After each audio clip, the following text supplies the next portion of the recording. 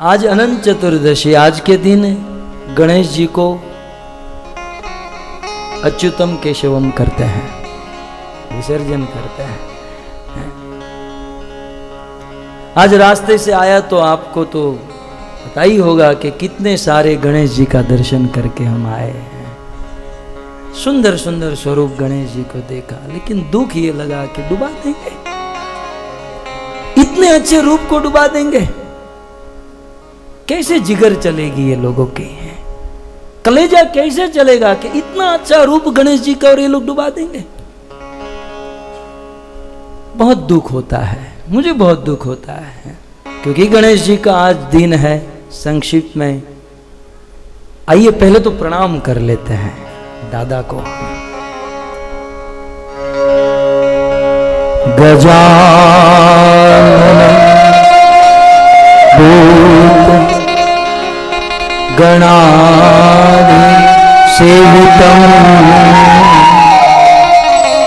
कपीतयामो फलचारुभक्षणम्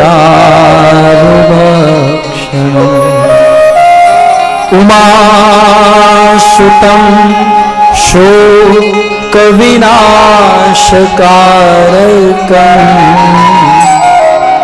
नमामि विघ्नेश्वरपादपं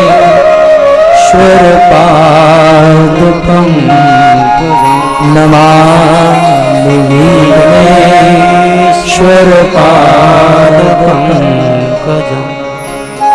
आदि पूज्यं गणाध्यक्षम्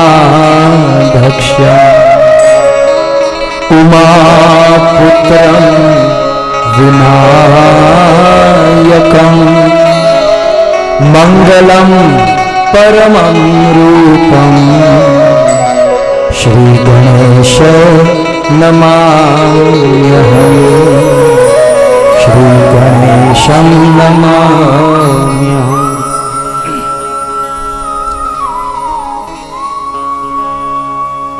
गजानन गणपति महाराज मुझे तो इसलिए पसंद है क्योंकि इसके बिना शादी नहीं होती।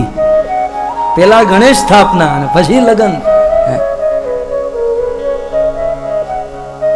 प्रत्येक कार्य के प्रारंभ में गणेश तो पहले है। मैं प्रारंभ से शुरू करूं तो हमारे देश में पंच देवता की पूजा होती है, ठीक है। हमारे देश में पंच देवता की उपासना पूजा करने का विधान है। सबसे पहले भगवान विष्णु। यद्यपि विष्णु भगवान है, लेकिन हमारे सनातन संस्कृति ने, हमारे कल्चर ने पंच देवता में विष्णु को देव गिना। इवन भागवत में भी निम्न गाना यथा गंगा और देवानाम अच्युतम यथा, अच्युत को विष्णु को देवी का ना। तो पंच देवता में सबसे पहले है भगवान विष्णु। हमारे देश में पंच देवता में दूसरी उपासना होती है सूर्य देव, भगवान भास्कर। तीसरे देवता है देवाधिदेव महादेव। भूखा काढ़ी नाखे महादेव एटले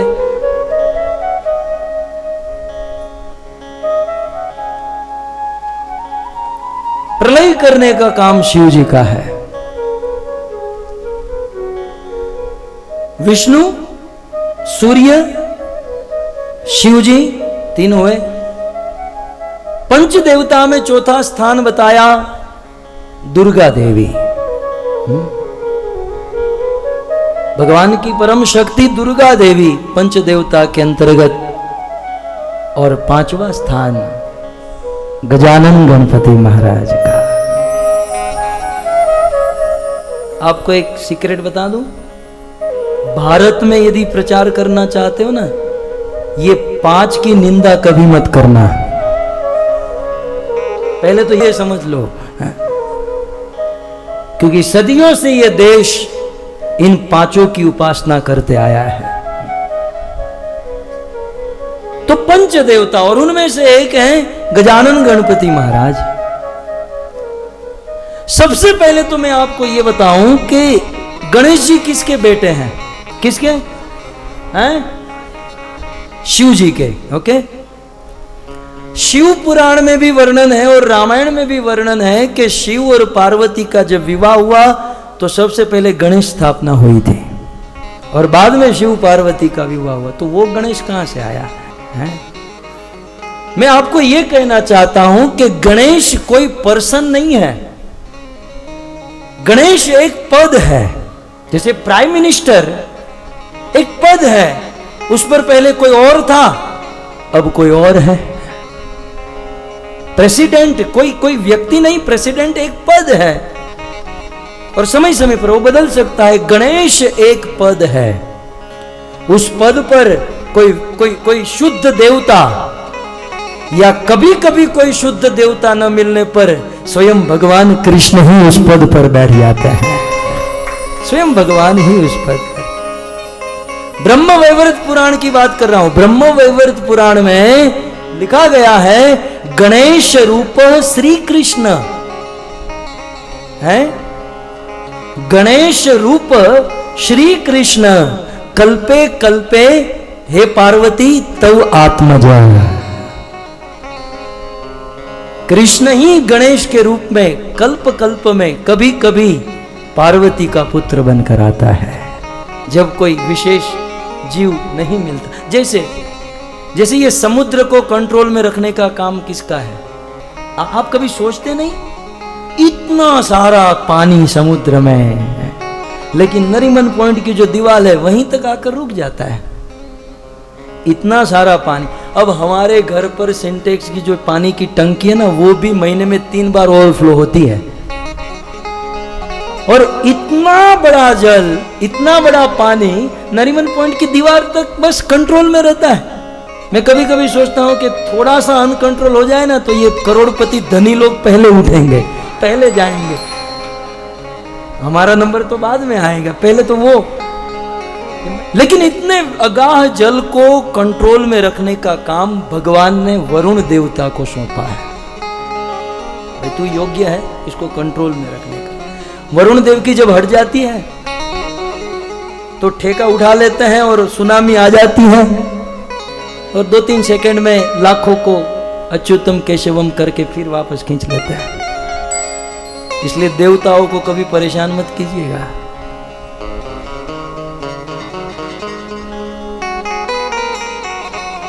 आप देखते हो कि हम जहां बैठे हैं ऑक्सीजन के बिना तो जी नहीं सकते हैं, लेकिन ऑक्सीजन हमारे नाक तक पहुंचाने वाला काम भगवान ने पवन देवता को सौंपा है कि भाई हीरालाल के नाक तक ऑक्सीजन पहुंचा देना, इसके नाक तक पहुंचा देना, इसके नाक तक पहुंचा देना। ये एक जॉब है, एक काम है? तो भगवान ने ये काम सौंपे हैं। उसमें संसार के विघ्नों को हरने का काम गणेश जी को सौंपा है।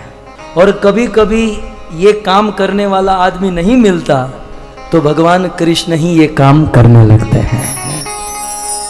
इसलिए वैष्णव जो है गणेश जी की पूजा भक्ति वो कृष्ण के ही अवतार हैं, ये सोचकर करते हैं, कृष्ण का ही स्वरूप है। शिव और पार्वती का विवाह हुआ। एक दिन शिव जी बाहर गए थे, पार्वती सखियों के साथ गंगा नदी में स्नान कर रही थी। स्नान करने से पहले उपटन लगाया जाता है। स्नान करते करते पार्वती ने अपने शरीर से सारा उपटन निकाला और उसका एक छोटा सा बालक की मूर्ति बनाई और मूर्ति बनाकर गंगा में डाली। मां गंगा ने भगवान को प्रार्थना की, प्रभु इतना सुंदर बालक है, आप इसमें प्राण भर दीजिए। और भगवान ने उस मूर्ति में प्राण भर दिए और मां गंगा उस जीवित बालक को लेकर बाहर आई और पार्वती को प्रणाम किया। गंगा के द्वारा यह बालक मिला, इसलिए इस बालक का पहला नाम हुआ गांगेय और फिर दूसरा नाम हुआ गणेश। गजानन गणपति महाराज की।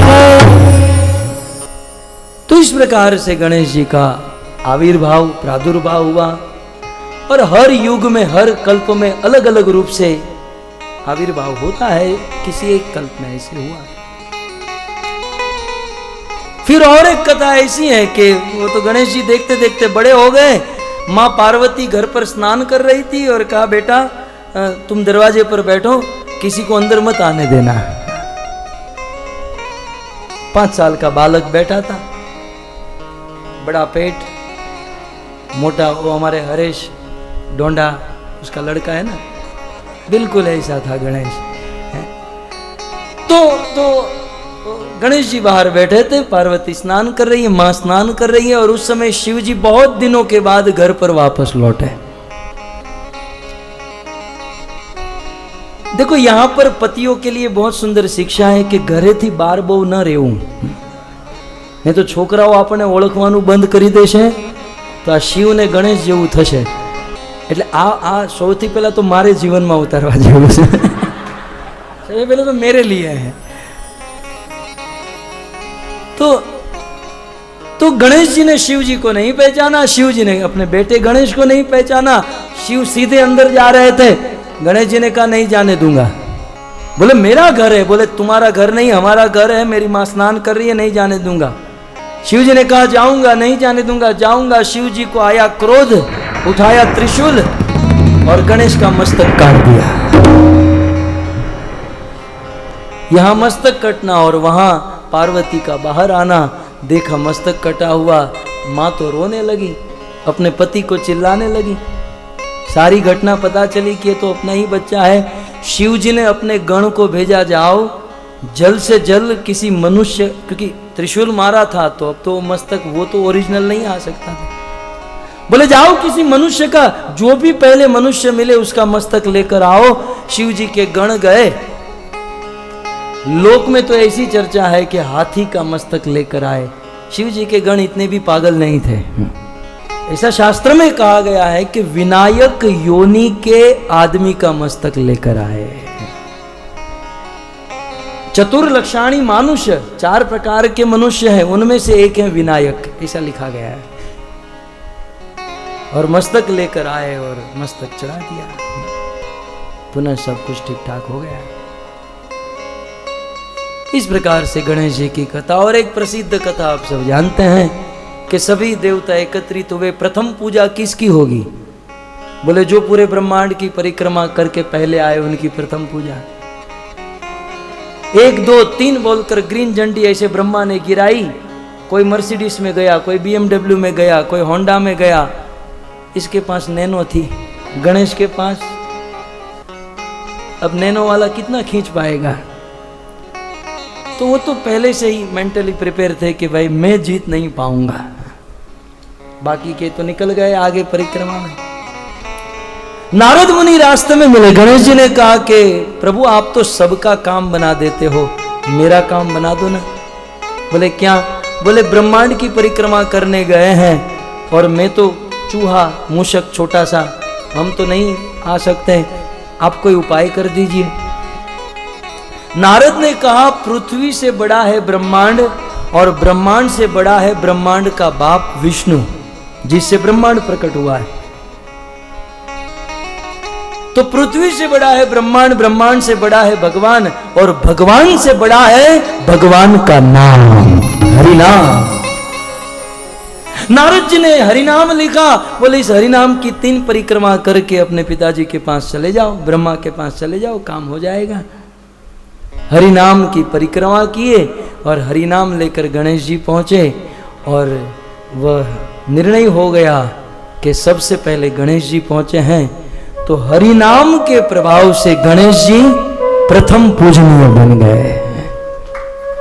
संसार में प्रथम पूजा गणेश की होती है, इसके पीछे प्रभाव एकमात्र हरिनाम का है। गणेश जी के विषय में कहते हैं विद्यारंभे विवाहे च संन्यासे निर्गमे तथा संग्रामे संकटेश्चैव तस्य विघ्न न जायते। गणेश जी के 12 नाम है। इन 12 नाम का कोई स्मरण करता है कब कब? विद्या के आरंभ में, पढ़ने से पहले यदि कोई स्मरण करे, शादी के पहले कोई स्मरण करे, संग्राम युद्ध में जाते समय कोई स्मरण करे, घर आते हुए स्मरण करे, घर से निकलते हुए कोई स्मरण करे। गणेश जी के 12 नाम का स्मरण करने से विघ्न तस्य न जायते, उनके जीवन में कभी विघ्न नहीं आ सकते। वो 12 नाम कौन से?